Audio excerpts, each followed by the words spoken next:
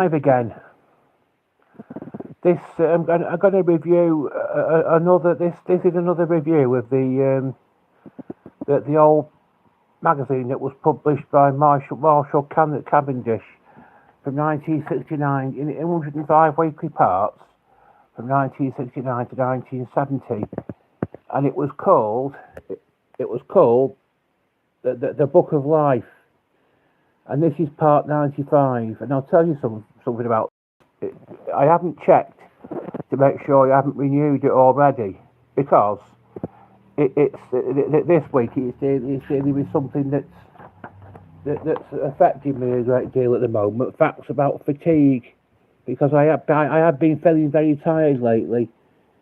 It's does make things hard for me when I feel tired.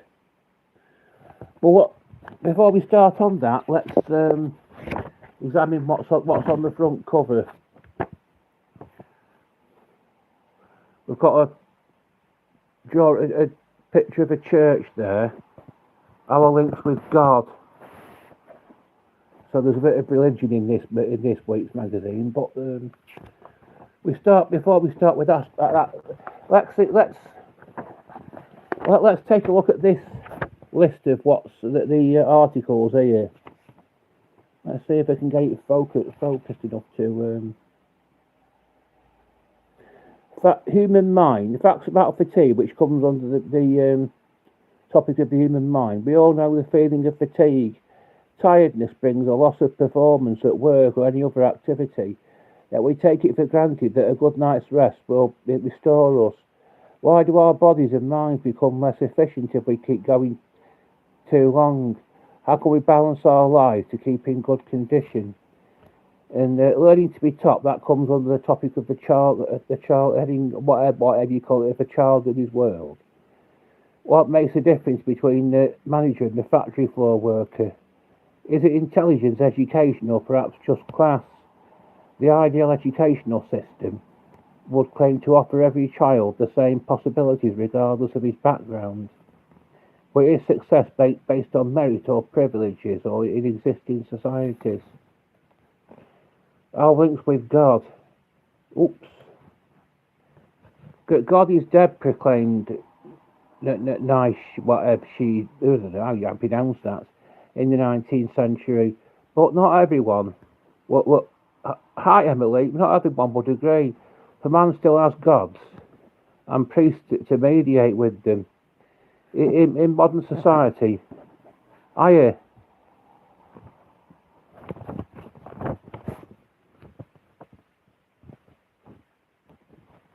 think I'll read it from here because I can't get it for.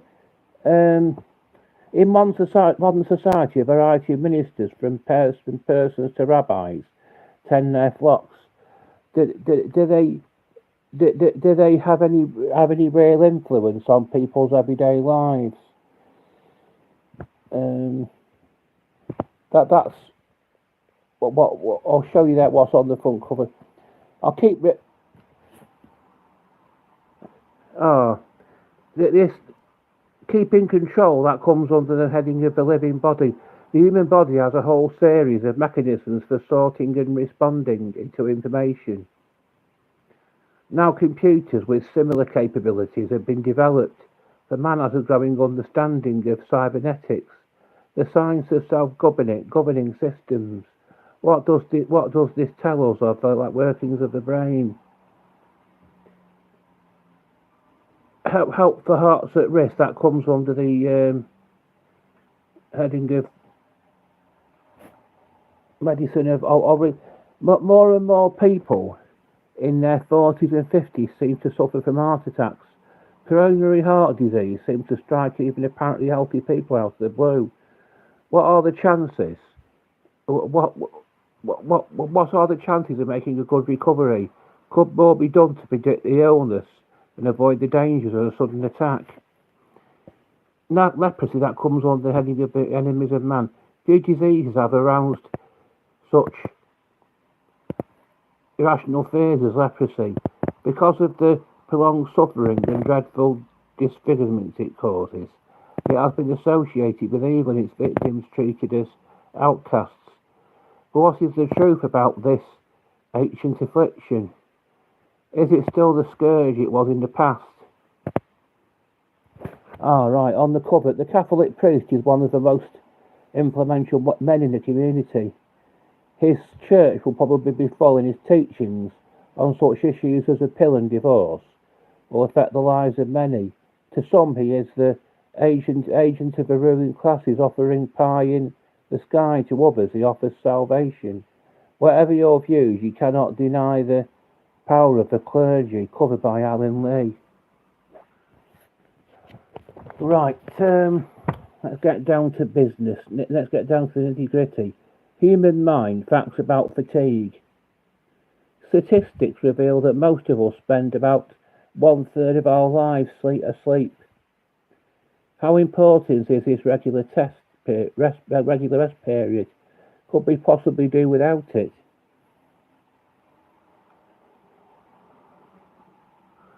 Like many elderly people, the man in Rembrandt's painting seemed to be enjoying his afternoon nap. Psychologists are trying to discover exactly why patterns of sleep should change with age. See, that's Rembrandt's painting there.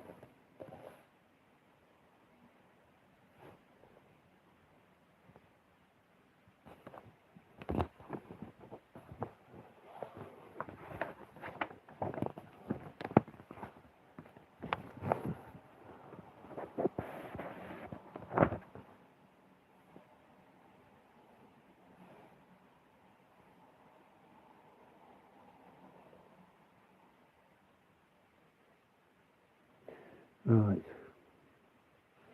It's very hard for me to actually get the page to focus so I can actually read. Another old painting there. Above.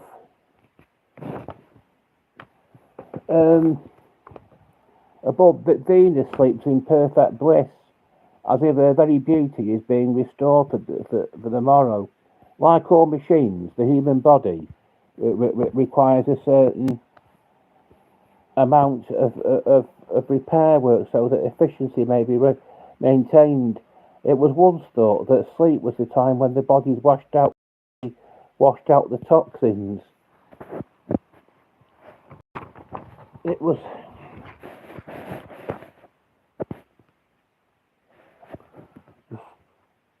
yeah, oh yeah.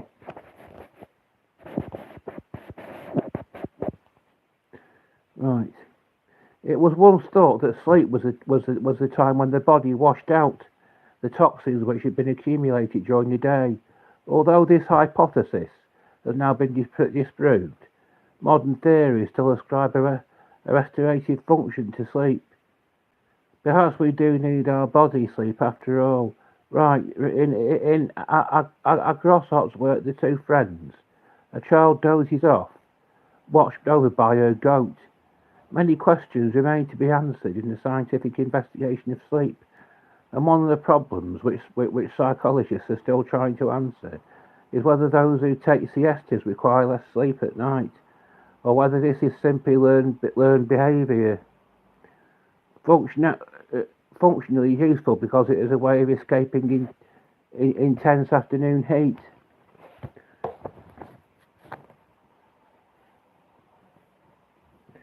Well, I've used my iPhone to film another video. I don't know.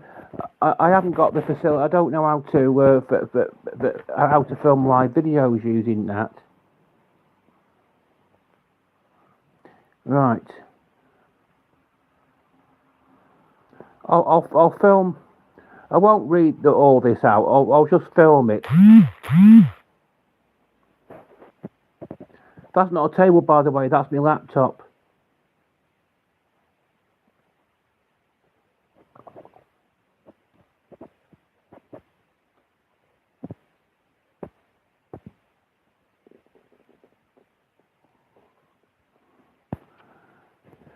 I think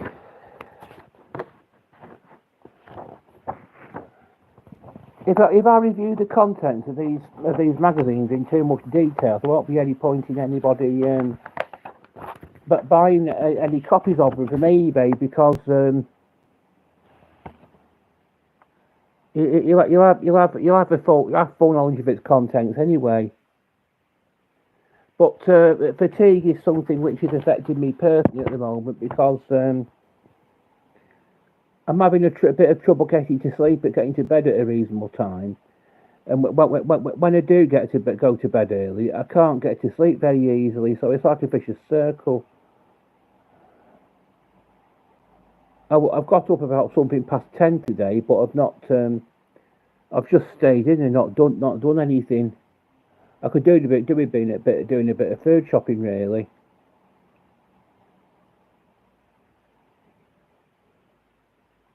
Does anybody else have a problem with fatigue at all? Left. Bonnard called this painting of a young woman resting the indolent, but many psychologists now agree that what sometimes looks like laziness may in fact be due to a greater sleep requirement. So much do individual needs vary. I need to get to bed early really because of it because I've got sleep apnea. Well, the shipwrecked men in Arteta's painting are clearly suffering from exhaustion. Psychologists have discovered that however anxious we may be to keep awake, there comes a point when sheer need for sleep will overcome this.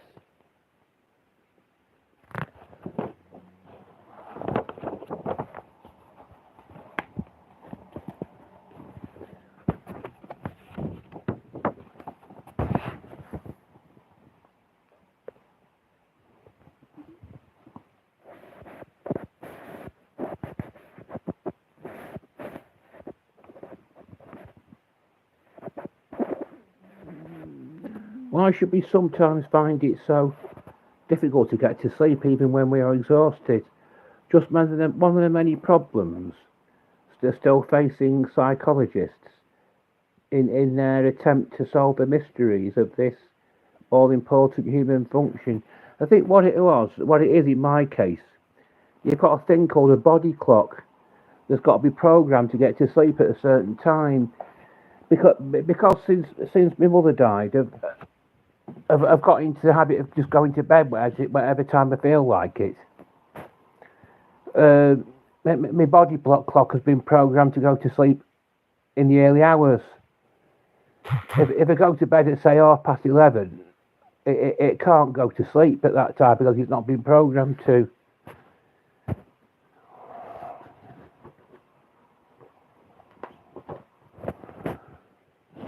There's the chart. Learning to be top. Schools for the masses meant education was no longer a mark of the aristocrat. But do today's educational systems create their own kind of social inequality? A place at the top used to come only through birth, but increasingly in advanced industrial societies, the route to high social status lies through educational institutions. Of course, education does not automatically bring rewards. A Swedish study has shown that intelligence is a better predictor of ultimate success than the length of time an individual spends in school, and there are still other ways of attaining high social standing through sport or the pop world, or by exercising a business flair.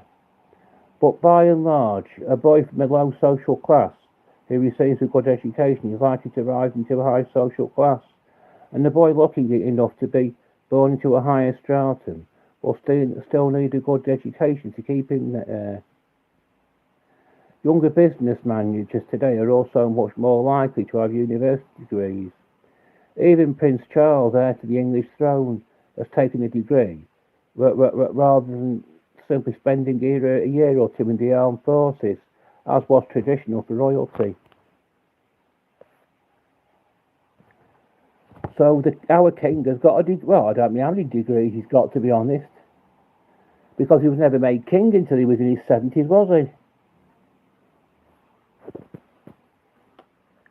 The Soviet Union considers its educational system as an important tool in forming a classless society.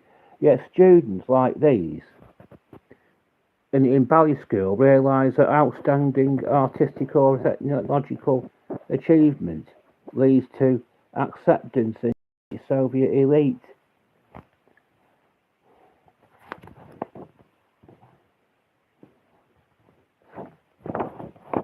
Cool.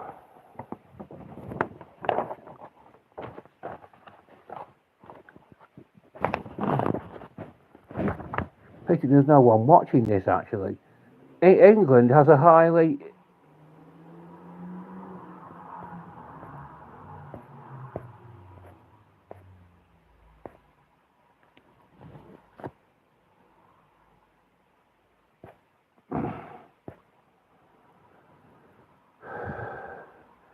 England has a highly developed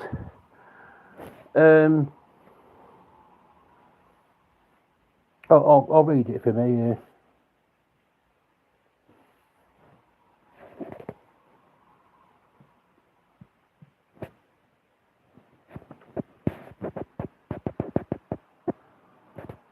England has a highly developed state school system, yet it does practice selection by ability at an early age, which critics claim tends to hold back children from impoverished social backgrounds. These same critics maintain that school uniforms merely imitate the traditions of the class-conscious private schools which once dominated English education.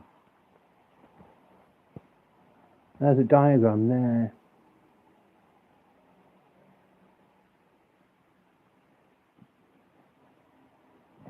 It is nice to see me live again, but it'd be nice to know that there were a few people watching me, which there aren't actually, unfortunately.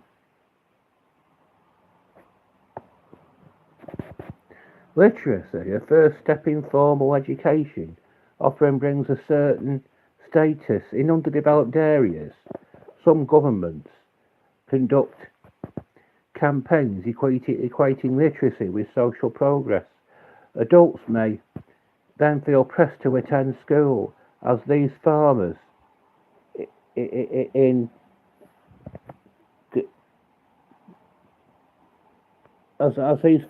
Calabria, Italy have done in order to be able to hold their heads up among the younger, often better educated generation.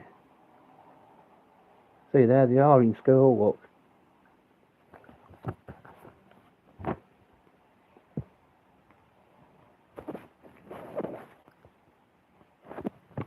Oh, there's someone watching. That's great.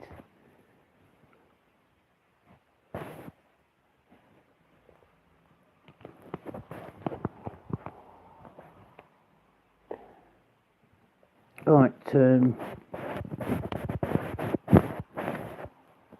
I'll read the bit under the I read this bit under the photograph that I've just shown you. In 20th century America, the technocrats, like aristocrats, are at the top of the social scale. Such men like those involved in the spaceflight program belong to a privileged class. Through an intensive technical education, they are prepared to step into the prestige jobs of today, just as aristocrats were once educated to take their places at court. Elite schools in Europe were founded to train students for leadership. Even in America, with its long-established state school system, the connection between high status and private education persists. President Kennedy, like many top leaders, attended exclusive schools which his parents felt best prepared their students for influential roles in adulthood.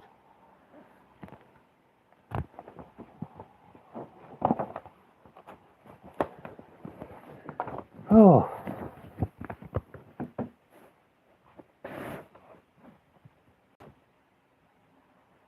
That's the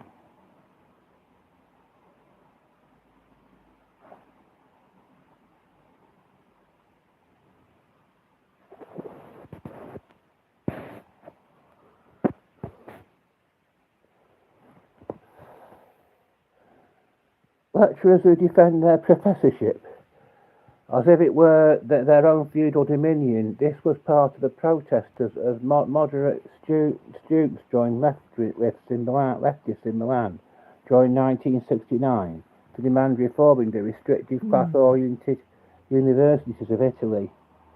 See there, they are protesting, look, with the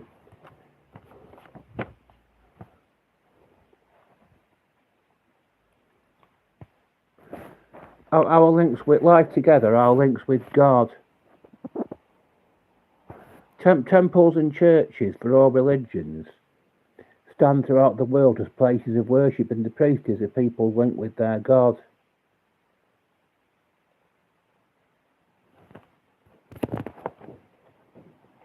See, there's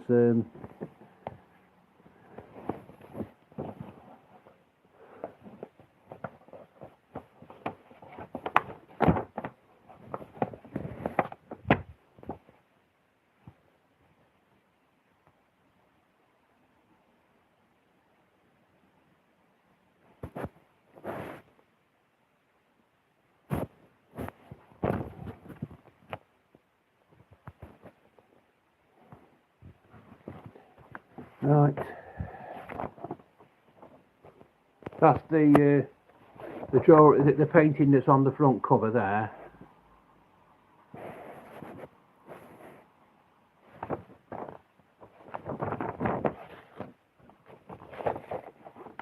Keep the living body, keep in control. In recent years, an entirely new science has grown up, concerned with control of machines, of people, of bodily functions. It is called cybernetics.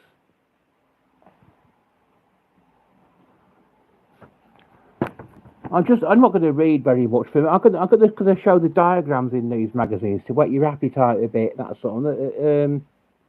So if I whet your appetite by showing you the diagrams in these magazines,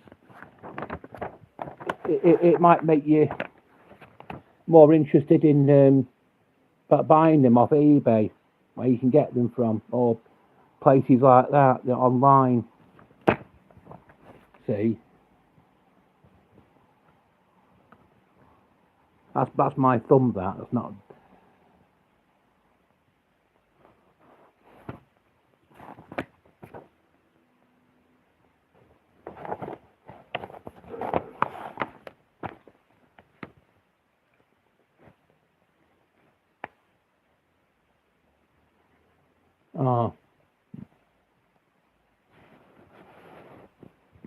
Reasonably a bit of writing on the fact that a digital computer has 5 main parts. The input and output devices are mechanical, the rest electronic.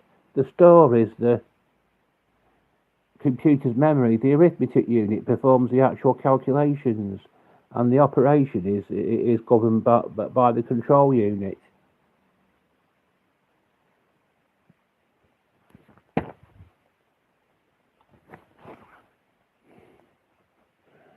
Medicine of man, help for hearts at risk. Couple of diagrams of hearts there. I'm not going to read. Like I said, I'm just going to show the diagrams in this magazine to whet your appetite. I'm not going to read too much from it.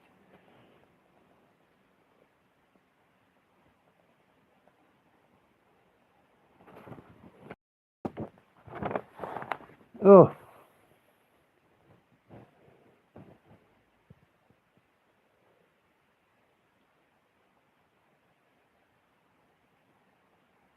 See, new drugs and I'm not going to read that bit there because you're supposed to buy the magazine so you can read it yourself. I'm just showing you the diagrams in it now to whet your appetite. That's about leprosy.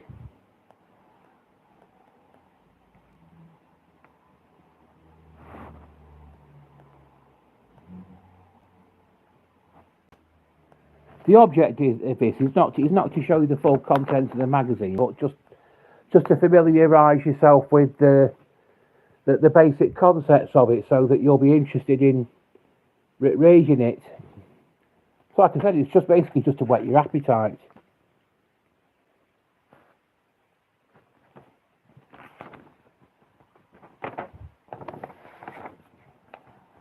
That's it. Showing all the diagrams in it now.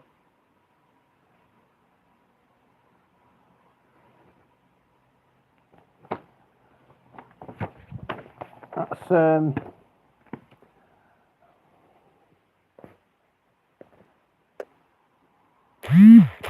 right.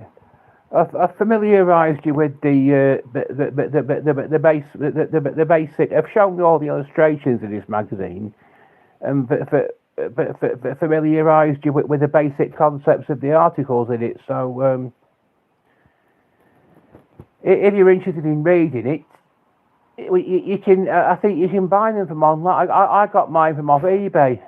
I don't know where. If you look up Marshall Cavendish. If you Google Marshall Cavendish Book of Life, it should. You should find it under the shopping section of the internet. So. So like I've said, I've not really shown I don't want to show too much. I think maybe in past reviews that have done these magazines, I've probably read too much of the contents of them. But I don't want to do that with this. I just want to familiarise you with the contents of it. So.